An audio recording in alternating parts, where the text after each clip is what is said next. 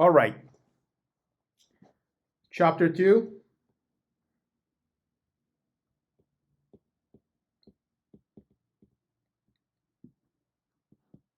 Module number 3. Describing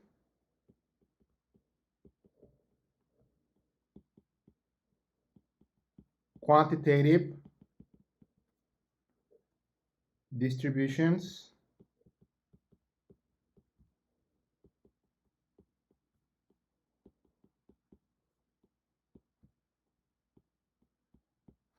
with numbers. Here we're going to see first measures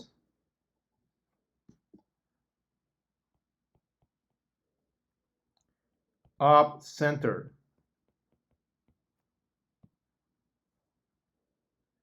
And essentially we have two, the mean and the median. At least as for the ones we are going to see here, the mean is very simple. The mean is only the numerical average.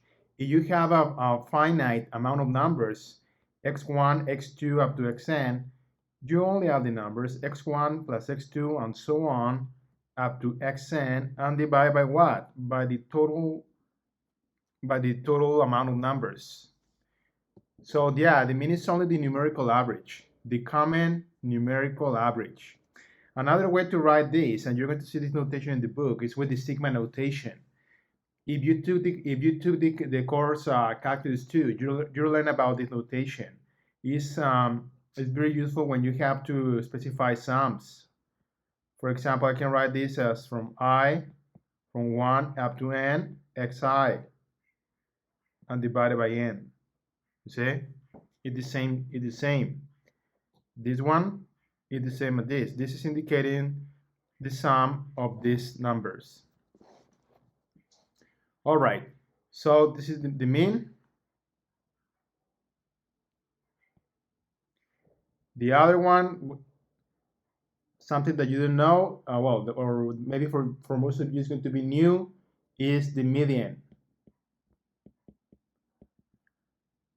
I don't know a very formal definition of the median, but I'm going to give you this one. It is the real number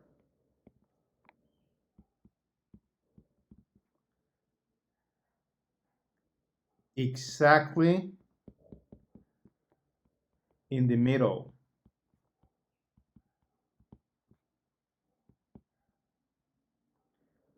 of an order set or collection of numbers.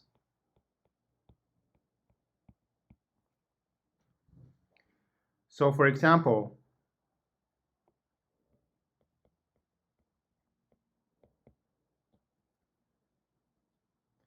let's say that we have these numbers 1, 5, 3, 2,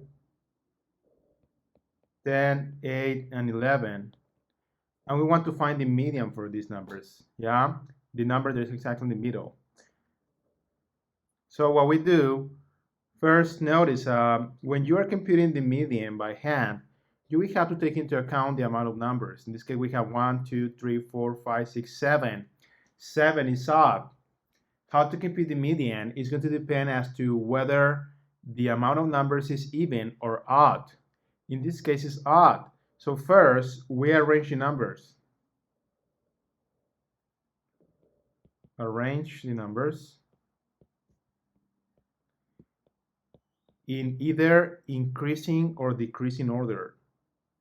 So we have, it's going to be 1, 2, 3, 5,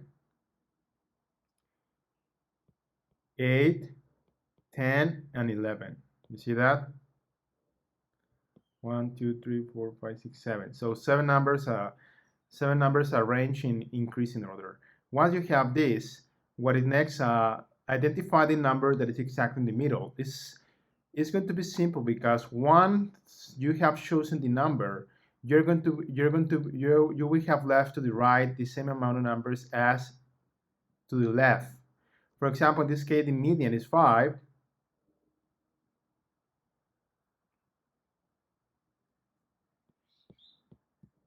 Median is equal to 5. Why? Notice that the amount that we have to the left after we have chosen the median is 3, and to the right is 3. So it's the number that is exactly in the middle.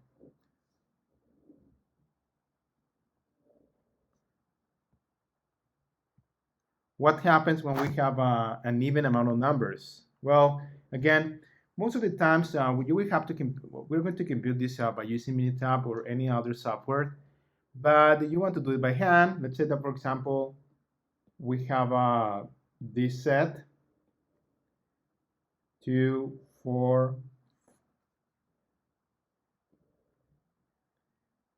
6, 8, 10, 12, 14, and 16.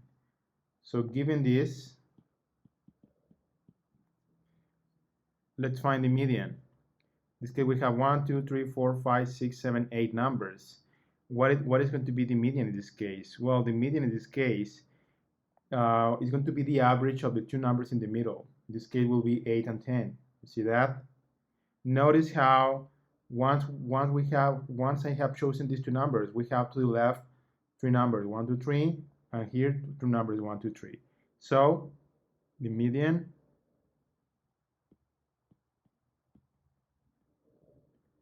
is going to be the numerical average of these two. I mean 8 plus 10 divided by 2. And this is 18 divided by 2, and this is 9. So that is the median.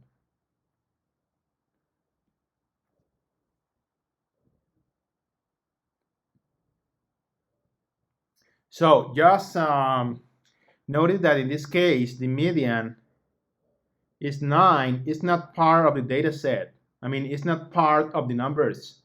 It doesn't have to be part of the numbers, right? It's the real number exactly in the middle, essentially that. Now, as for the interpretation of the median,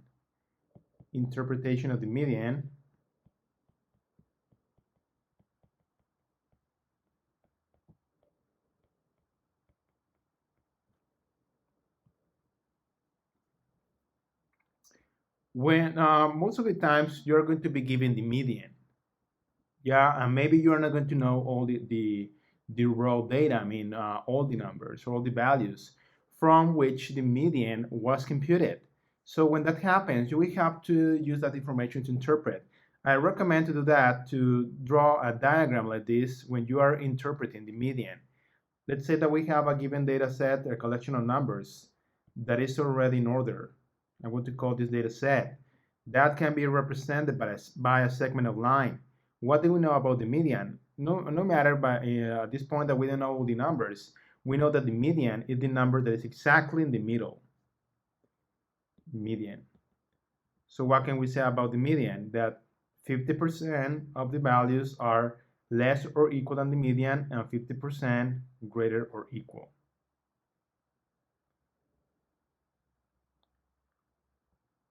50% of values are less or equal than the median. And yeah, 50% greater or equal.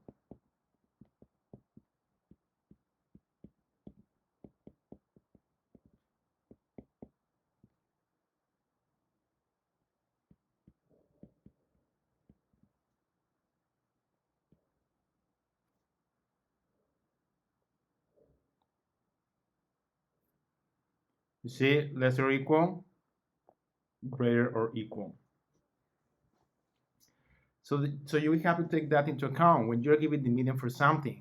You will have to interpret that 50% of the values are greater or equal than that value, the median, and 50% less or equal.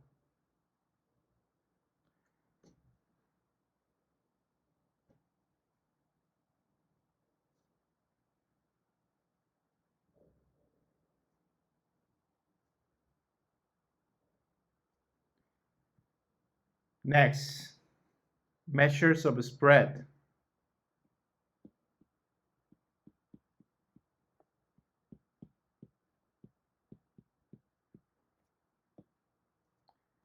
This is what follows. Let's see.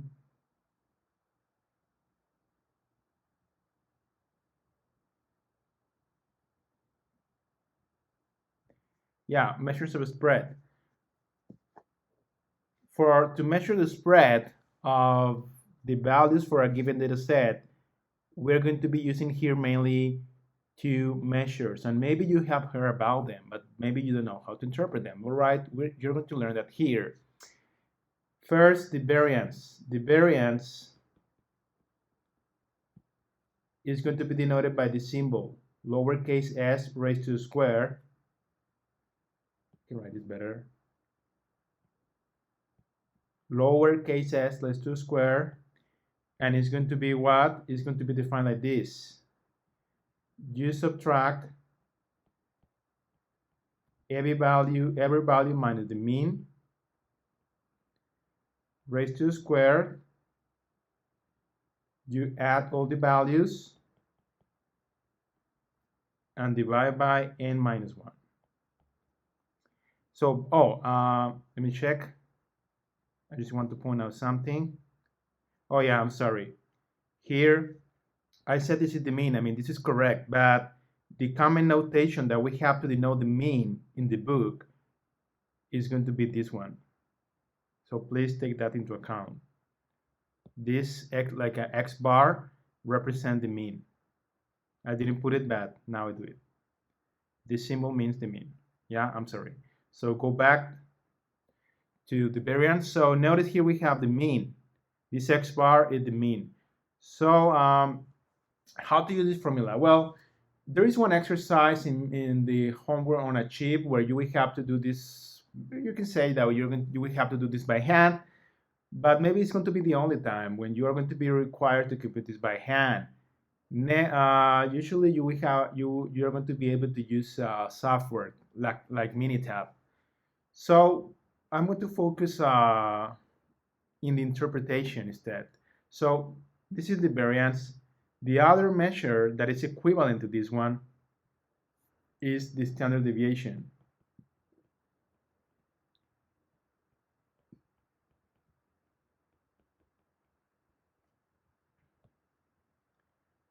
Standard deviation is denoted by S and is computed by the positive square root of the variance. You see that? So only compute the square root for the variance and you will have the standard deviation. We can see one quick example here on Minitab to understand this better. I'm going to Minitab. So here, notice here I am Minitab. I'm going to type some numbers, for example, 1, 3, I'm sorry, 1, continue without autosave, 5, 8, 2, 13, 15, 4. I'm just using random numbers that are coming to my mind. So 1, 5, 8, 2, 4, 11, 3, and 6. Yeah. So I have these 10 values. Now I'm going to compute the standard deviation and the variance. All right. This can be computed quick by using Minitab. So you go to Calc. Oh, here, I'm sorry, Stat, Basic Statistics, Display Descriptive Statistics, choose C1. Yeah, it's something like we're doing kind of the same on the lab activity for this module. Now I can choose the statistic that I want. In this case, I need only the variance and the standard deviation. So I'm going to leaving blank these boxes, but the standard deviation, the variance, both, we need them. We don't need all of this, nor this. So, okay, and then okay. There you have standard deviation, 4.80.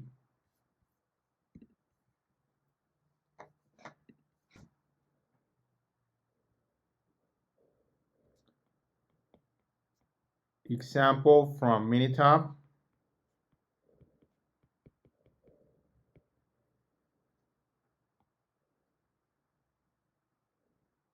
We have standard variance is what? 23.07.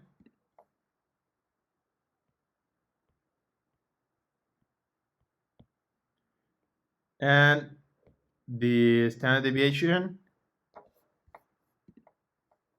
4.80.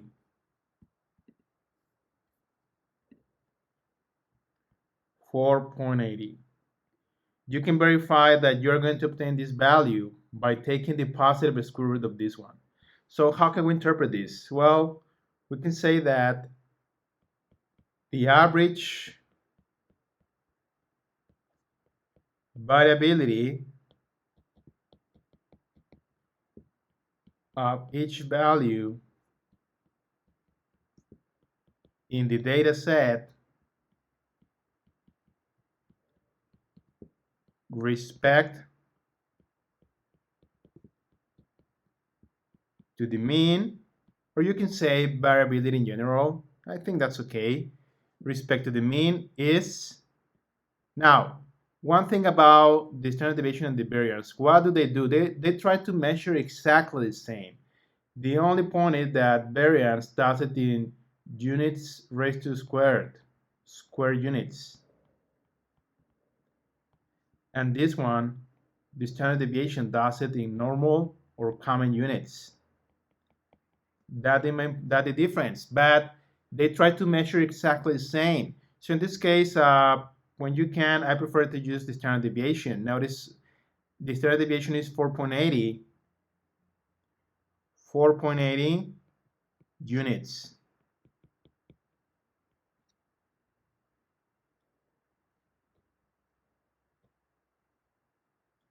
The average variability of each value in the data set respect to the mean is 4.80. So we can say that among the values that they come out of my mind randomly, or kind of randomly, all of these values you see here, the average variability among them is 4.80 units. Yeah, the standard deviation and variance, they try to measure that. All right.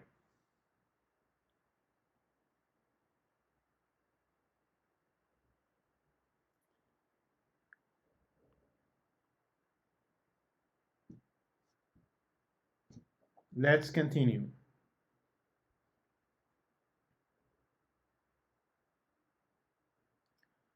Quartiles. Quartiles. Quartiles, I won't give you a definition of quartiles.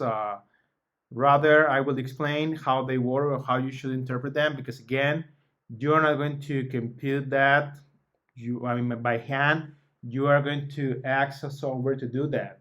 So, remember that the median divides the data set into two parts. I mentioned that before. You see that? You see this here. The median, we can understand, oh, once we have arranged the data in decreasing or increasing order, we know that the data is divided into two parts. The quartiles, yeah, they're going to be something similar. But instead of dividing the data into only two parts, which is impossible because I'm saying quartiles is plural, so that means going to be more than one. They're going to divide the data into four parts, like quarters. I think that's why the name of this is quartiles. Yeah, it comes from the word quarter. So in this case, I'm going to label quartile 1 with Q1, quartile 2 with Q2, and quartile T with Q3. And what do? They divide into 4 equal parts. So all of this region is, all of this part from Q2 to the left is 50%, from Q2 to the right is 50%. By the way, notice we have the quartile 2 doing the same as what? Do the same as the median, right? So are they the same? Yes, they are the same. Quartile 2 and the median is exactly the same thing. But the point is what? They divide into 4 equal parts: 25%, 25%, 25%, 25%. Q2 is equal to the median. It's exactly the same.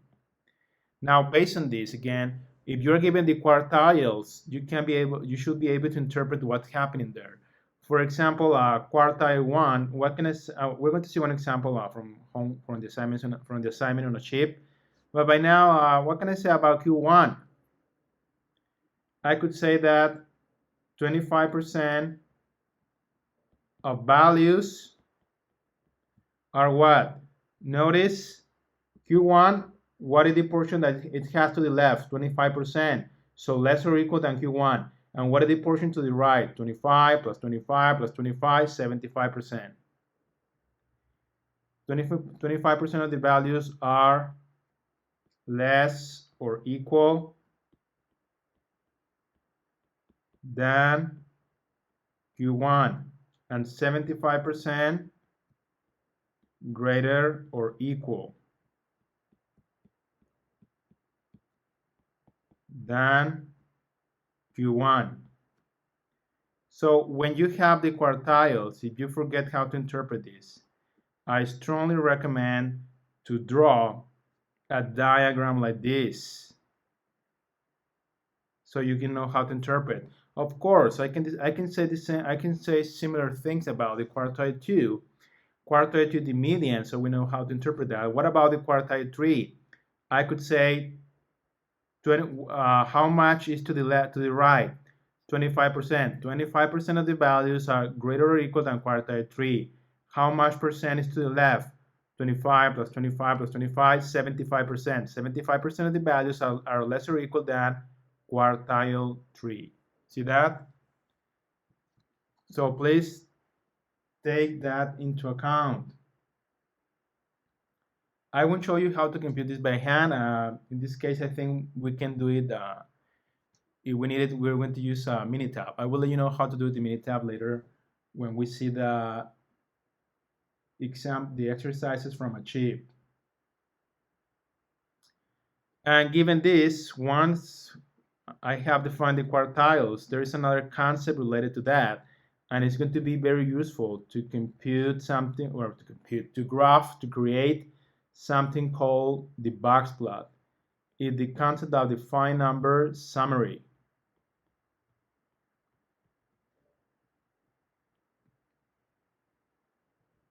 With the defined number summary, you can have a very good idea about what's happening in a given data set, even if you don't know the data set. I mean, all the values. I mean, defined number summary is quartile 1, no, minimum, quartile 1, quartile 2, quartile 3, and maximum. These numbers, they are defined number summary. So when you hear this concept, about this concept, is related to this. What is defined number summary? These 5 measures: minimum, Q1, Q2, Q3, and maximum. Okay? All right, now let's see the examples from Achieve, right? I don't want this video to be very long, but let's see the examples from Achieve.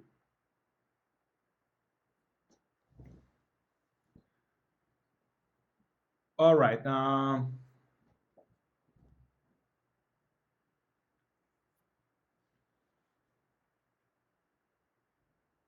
Give me a second.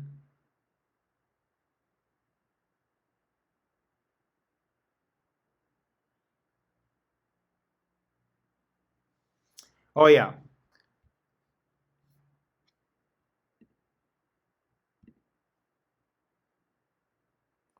notice here I am on a chip in the and these are the 10 questions from the module 3 homework. Uh,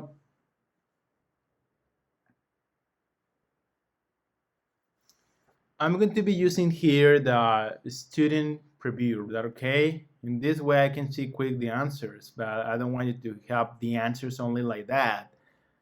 I'm going to show you how to get the answers, or I'm going to explain how to do many of these exercises. So that's why I'm going to use this student preview. If you launched this preview before, then your attempts were saved. That's okay. Clear attempts and launch. Yeah, great. I want you to launch this. So let's see first this. Notice question number 1 is about how to compute the standard deviation and the variance by yourself. So I think it's a good exercise. You will have to do it by hand. So you will have to do this by yourself. By yourselves. We will do this later. I want this one. You will have to do it as well. This one as well. Notice how on this one it's asking about interpretation. You see, of the quartiles. So you will have. I recommend to create the diagram that I mentioned before. This one I will do later. This one first. Let's focus on this one. Let's focus on this one. Well, I have this a screenshot for this one here for that exercise. There you have. What question is this one? Well, in here my preview is question 6 of 10, but maybe that can be different. So I'm going to label this as histogram question.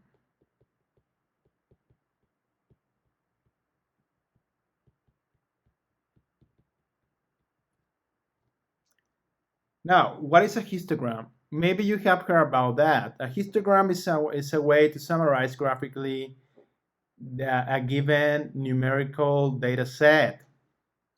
When you create, again, you don't need to create a histogram by hand. You will have to do it only if necessary by using Minitab. But a histogram is this. Essentially, you arrange your data. You divide your data with an interval that you want. For example, here it was done with 20, 40, 68, and 100. And then you will have to count how many values are there for each interval. How many values are there between 20 and 40, between 40 and 60, between 60 and 80. Again, we are not creating here by now a histogram by hand. If necessary, we will use Minitab. But I want to talk about the distribution of the histogram. Once you have created the histogram, it's important some concepts that you will have to notice. First,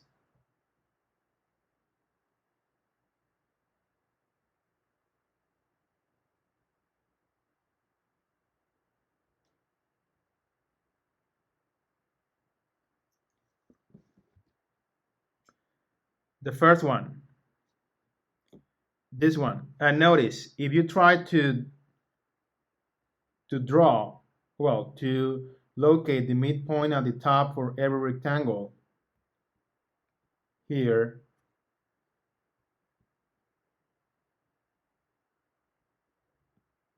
and then you join the points by using a smooth curve, you have an idea about the shape of the histogram, or the data, I mean, in this case. You see? All of this. So what is the shape for this?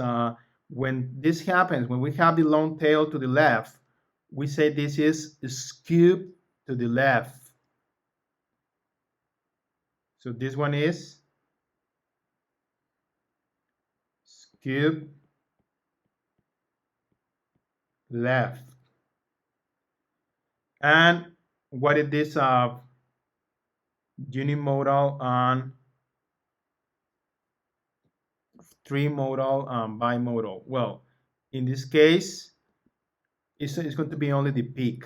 That okay? How many peaks do we see? We have only one big peak, so it's unimodal. So I'm going to put here unimodal.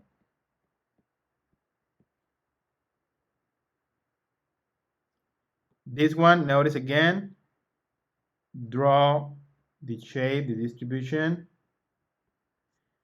How? Again, at the top of every rectangle, locate the midpoint, and then starting from here, join the points by using a smooth curve.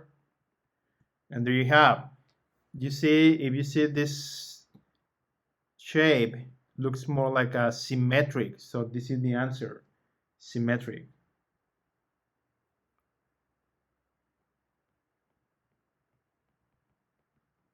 Symmetric, and we have only one peak, so it's unimodal.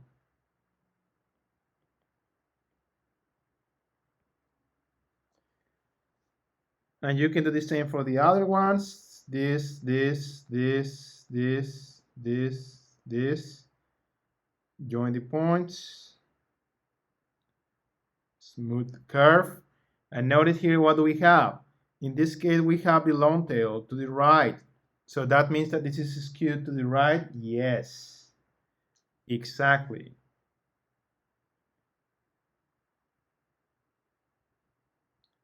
Skewed right. Unimodal, yeah, we have only one peak, so unimodal. The mode, I didn't talk about the mode, but the mode is like the value that shows up more frequently. That's why, since the histogram is specifying the frequency for between among the intervals, or how many values are there for each interval, and it's represented by the height of the rectangle, then we can say that the highest peak is representing the mode. And this one here is more interesting. Again, draw in the middle of the at the top for every rectangle, and you will have this.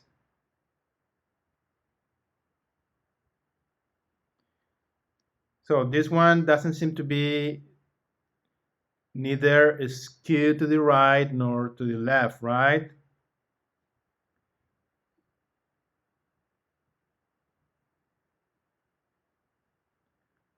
So we don't put anything here. We don't have any option as to what is the one we have to choose.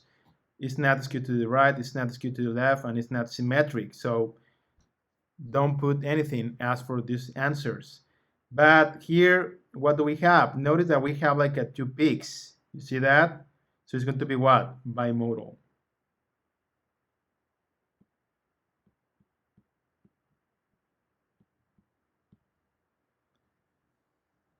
All right.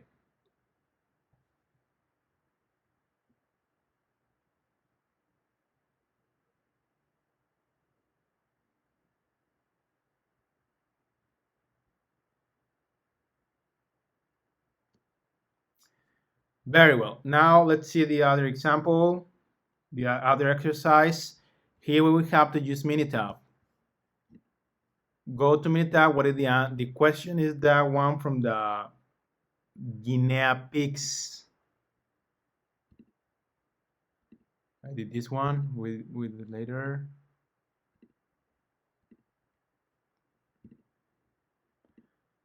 I'm sorry, the order I think is randomized every time, so that's why I don't find the question that I want to do. What? Displayed. Yeah, this one. It says display are the survival times in days of 72 Guinea pigs after they were injected with infectious bacteria in a medical experiment. And there you have all these values, 72. Here you will have to use Minitab. Okay, pay attention as to how to do it because I have detected a little problem, but it's simple to fix. First, to access the complete dataset, click the link your preferred software format. So we're using, I know we should use Minitab, right? But for some reason, I tried several times to download this file, Minitab file, and it doesn't work on the app for Minitab that we have. So what do? Choose the one from Excel. So here, use the right click button and choose the option save as. I know here's in Spanish, it says guardar enlace como, but for you in English, if you have your configuration in English, it's going to be save as. So you should save as to save the file. I'm going to put it here, not only here.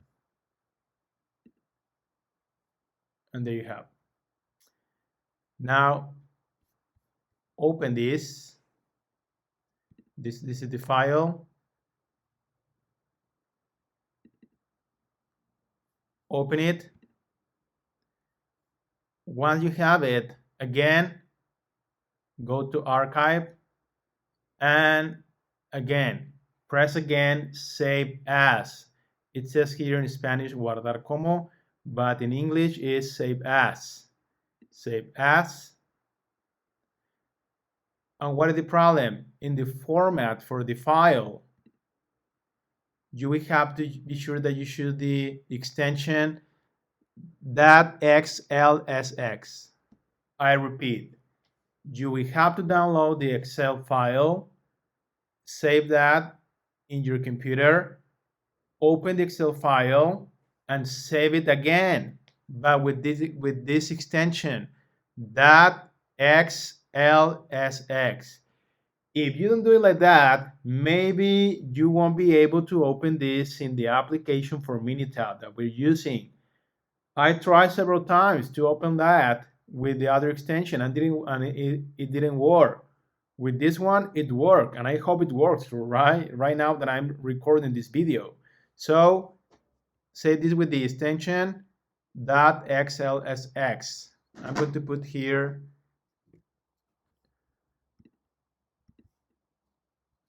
Guinea pig. The extension, again, extension .xlsx. This one here. Save. And now you can close this. Go to, I'm here in a chip. Now on Minitab, in the application for Minitab that we have, go to File, Open, Worksheet, Local File, OK. And there you have Guinea pigs. Notice how the other one, the first one, the very first one that I saved, it doesn't give me the option to open it. Yeah. So that's why you will have to do this. Be careful, yeah, because it can be a very annoying problem. So, but only do this. Be sure that you save this with this extension and it's supposed to be open. Immediate. There you have. See, here in the bottom. All right. So we already have this. Now go back to the preview from a chip.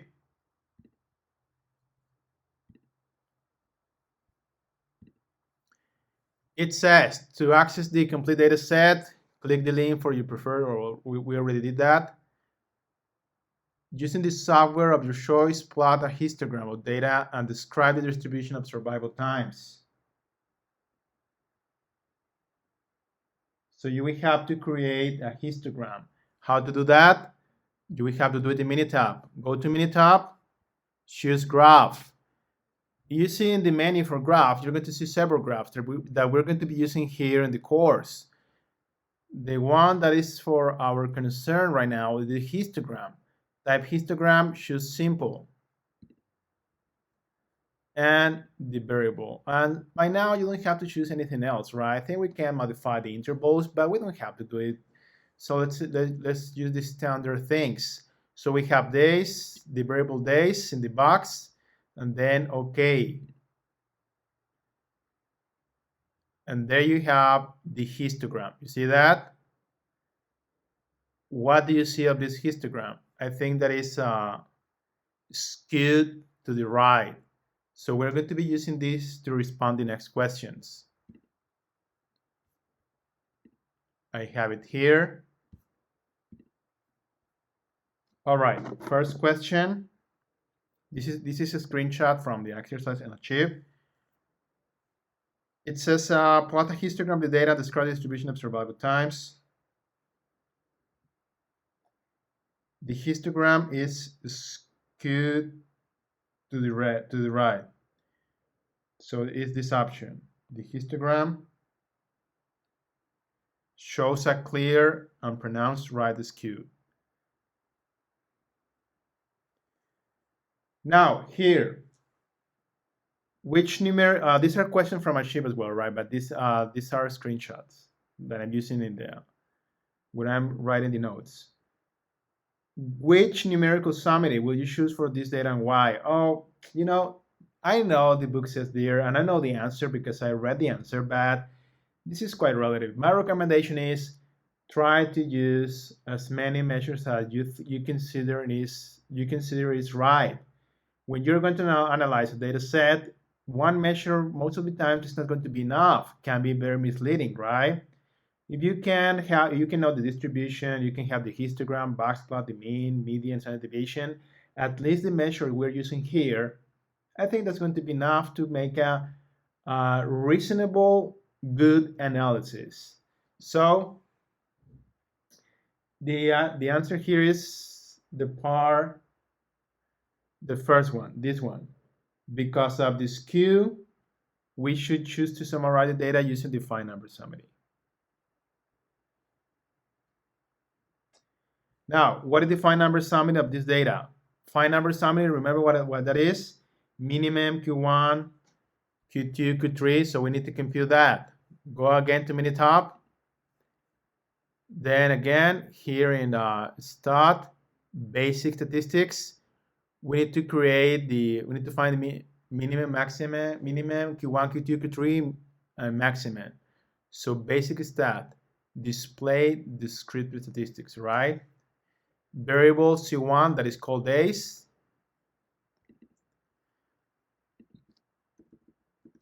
Only once. Let me be sure. There you go. Statistics. Notice how it was saved the options I chose before, but we don't need in this case the standard deviation of the variance. We need the minimum, the maximum, median. Quartile 1 here is called first quartile, and quartile 3 is called third quartile. So click OK and OK. And there you have. It's 82.3, 102.5.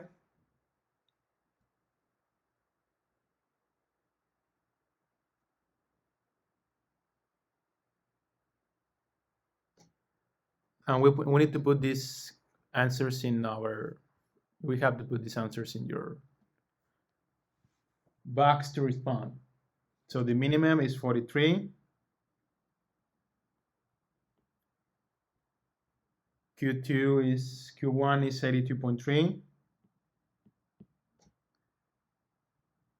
Median is, or quartile 2, 102.5.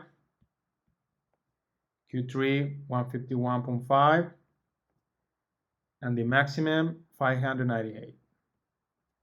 If I'm not wrong, yeah? Yeah, so it seems everything is correct. You see, this is how you create. Now, the last question.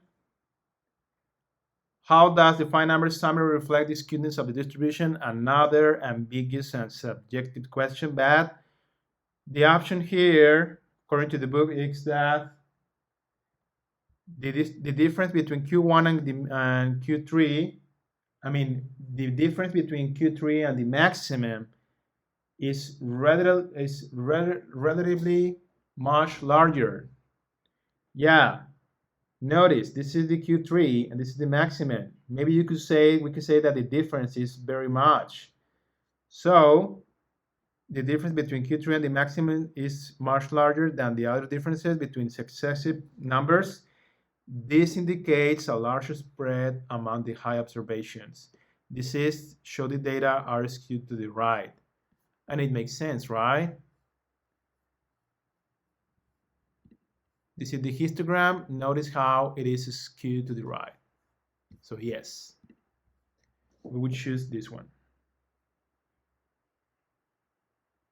The third one, right? Yeah.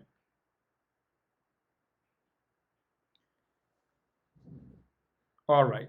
So we're done with this exercise. Now this exercise, the spider silk.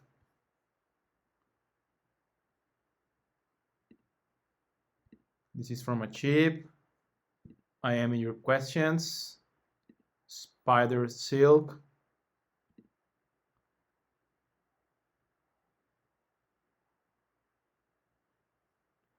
All right, spider silk. It is strongest known material, natural or man-made on a weight basis. The study examined the mechanical properties of spider silk using 21 female golden arp weavers. Neophila clavipes. The data on silk yield stress represent the amount of force per unit area needed to reach permanent deformation of the silk strand. The data are expressed in megapascals. Very well. And again, we will have to access this. We have to download this, the Excel file for this, so we can use it in Minitab. So what? This asking for what? Oh yeah. I need to explain this. All right. So again, I'm going to download the Excel file. Guardar enlace como. Remember, in English is save as. Yeah, I'm sorry, my computer is, these settings are in Spanish, my computer, but this guardar enlace como means save as in English. So we put this. I'm going to save this. This is spider silk. I'm going to call this spider silk. There you have. Go to the file. There you have spider silk. Notice how the extension is that XLS. We don't need the extension. Anyway, it's going to be open in your Excel software. But we need to save this again. Again, go to File, Archivo, is in Spanish, File. And again, save as. And be sure here that in the format, you choose the option again, .xlsx. This is important. Otherwise, maybe you won't be able to open the file in Minitab. Yeah, this is very, very important. Now we already saved this. We close this, go back to Minitab. And in Minitab, again, File, Open, Worksheet, Local File, and Spider silk. You see, it gives you will see that it works when if you can see the option to choose the file. So spider silk .xlsx. And there you have. Yeah, here is in the bottom. Yeah, the histogram didn't change, but I'm sorry. So here at the bottom, the column, now notice how we have now the column yield stress. So we have all of these values. And we have to compute this. Wait a minute, how many values are there?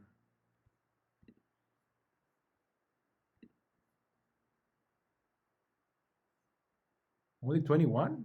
Yeah, 21, right? So they are not so much, but well. Now here, we have to compute the 1.5 times the IQR. What is the IQR? All right, first, we're going to need the defined number summary. Defined number summary, we already know how to compute this. Go to stat, basic stat, display descriptive stat, and should now be careful here. The previous variable you use is saved, so ignore that. Now we need column 1, yield stress. And statistics, we're going to need the defined number summaries. In this case, notice it's already saved. So we have quartiles and the maximum minimum. Okay, and then okay, and there you have. Now, we're going to be using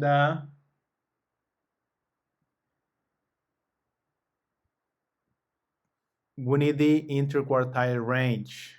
First, I'm going to write it here. IQR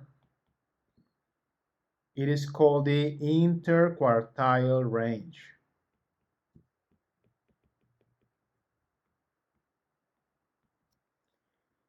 And how do we compute it? Simple, always Q3 minus Q1, like that. IQR is Q3 minus Q1.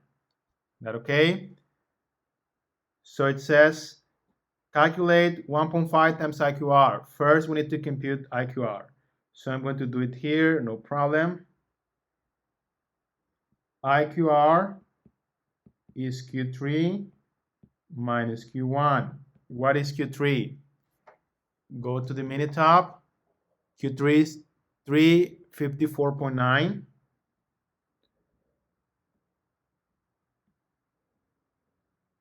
minus 260.9. I'm sorry. Yeah, I already wrote that. You see that? And now use your calculator.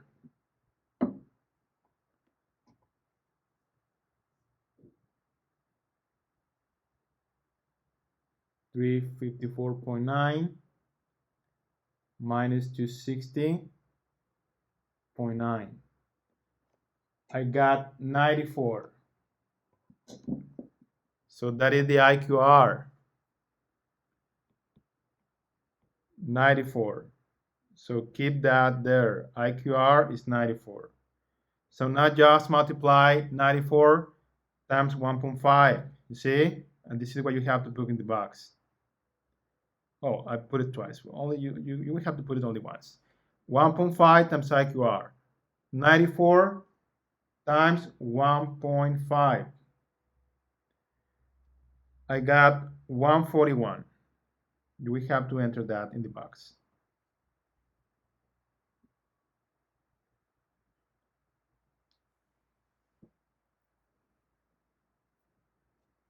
Yeah, I think it's just slightly different. I mean, the book has the answer 141.075, but I think it's because the answer was rounded. But I think that's okay. It should work, all right? Now, it says here, use the 1.5 times IQR rule to identify the numerical range that does not include outliers. All right, now, once you have that, you will have to create the next interval.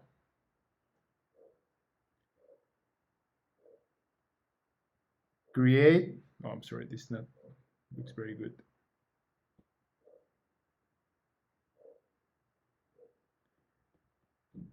We have to create the interval Q1 minus 1.5 times IQR, comma, Q3 plus 1.5 times IQR. It's a closed interval. What is the Q1? Q1 is 260.9. So it's going to be 260.9 minus 1.5 times IQR. 1.5 times IQR is 141. So we have 141, comma, Q3. What is Q3? Q3 is 354.9. 354.9 plus 1.5 times IQR, that is 141. And then you're going to have this interval. Lower value is going to be 260.9 minus 141, 119.9. So lower value, 119.9. The lower value means this value here, this operation. Let me write it. 119.9, comma, what is the upper value? 354.9 plus 141. 49.5.9. 49.5.9. And the value that goes here. 49.5.9. There you have. Yeah. So in summary, as for this part, interquartile range, quartile 3 minus quartile 1. Once you have this, you will need to multiply times 1.5. You create this interval with this formula. Is this formula the one that we have to use always when we're doing this? Yes. Q1 minus 1.5 times IQR, Q3 plus 1.5 times IQR, and you will have a closed interval. The value in the left hand point is the lower value. The value to the right hand point is the upper value. Yeah. Where do you get the quartiles? You will have to use Minitab in this case. All right. Let's continue. Finally, it says choose the answer that had the data values that qualify as a suspected outlier. So in this case, an outlier is considered any value in the data set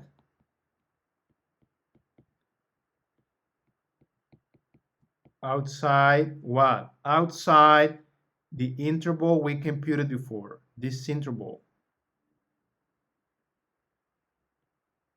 119.9, comma, 49.5.9. Okay? So do we have any value that is outside this interval? It's a closed interval. So any value less than 119.9 or any value greater than 49.5.9. So I think we have to look at the data here. And I think the only one satisfying that condition is this one, you see?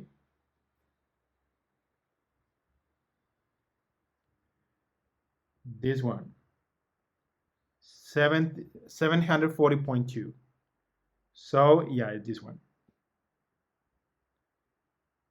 If there were more values outside the interval, those will be considered outliers as well. All right.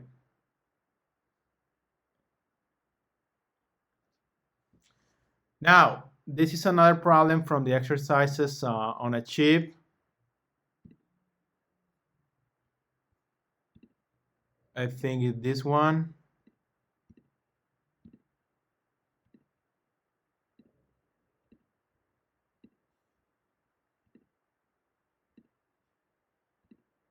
This one.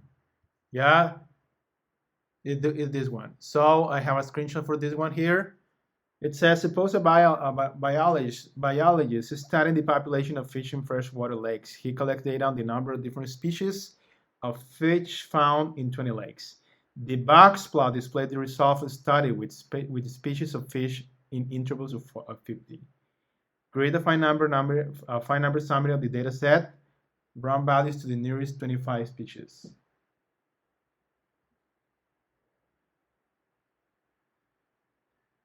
All right, so here, this is a box plot, all right?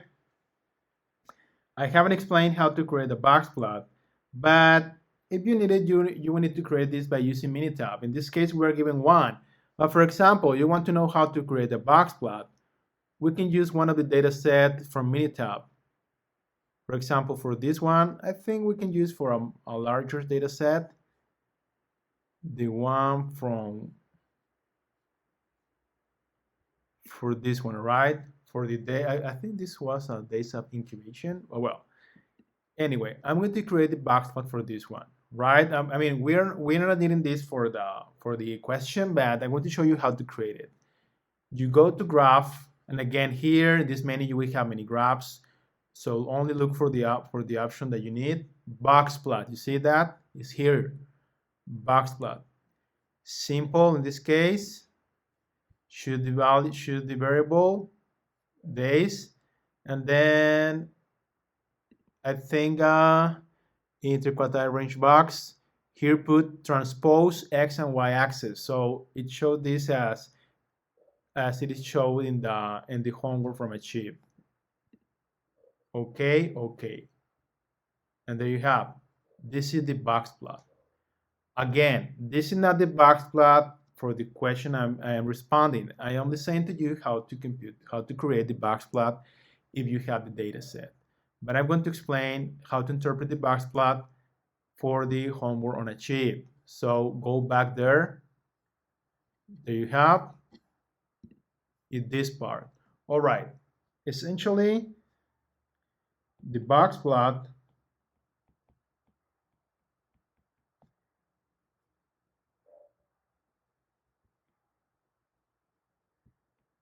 is a graphical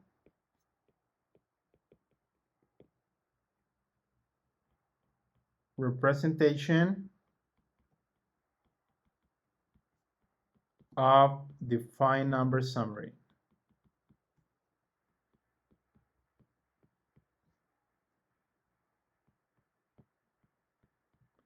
That is the box plot. So here, so you say, so it's only that? Yes. How do we see? The defined number summary is minimum, minimum, quartile 1, quartile 2, quartile 3, and the maximum. This point at the beginning, the first line here in this like these whiskers, this one is the minimum. This point here, quartile 1, this line in the middle is the median or quartile 2. This one, yes, is quartile 3, and this one is the maximum. So only you will have to write down what the minimum, what the defined number summary is. So here minimum, approximately I think is the midpoint between 150 and 200. So it's going to be 175. Q1, Q50, Q2. I think it's going to be 375, between 350 and 400. Yeah, 375. Q3, 450, and the maximum 650.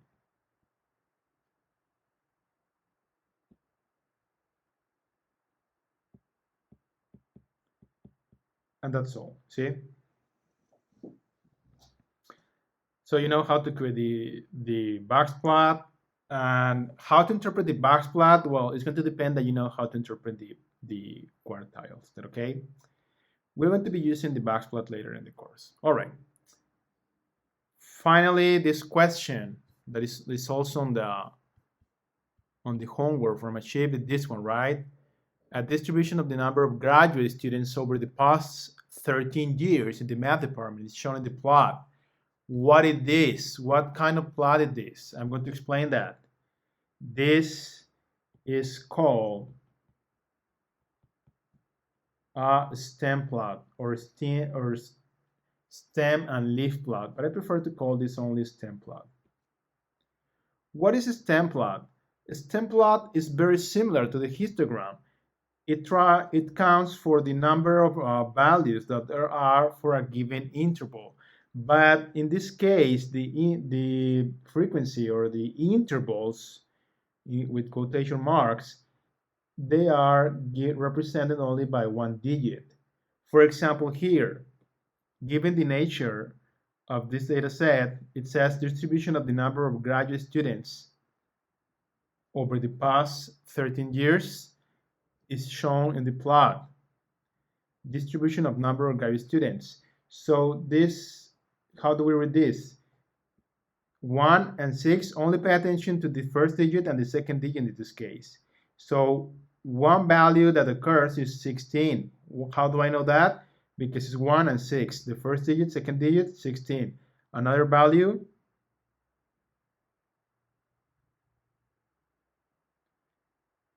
here we have 16 and 19.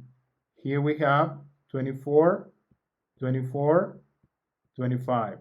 Here we have 33, 34, 37, and so on. You see? So this is like the first digit for the tens only. This one.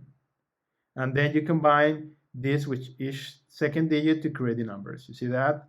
This one would be 40, 42, 46, 49. And beyond that, we have only 73. But notice how this template gives you an idea about the distribution the same as the histogram does.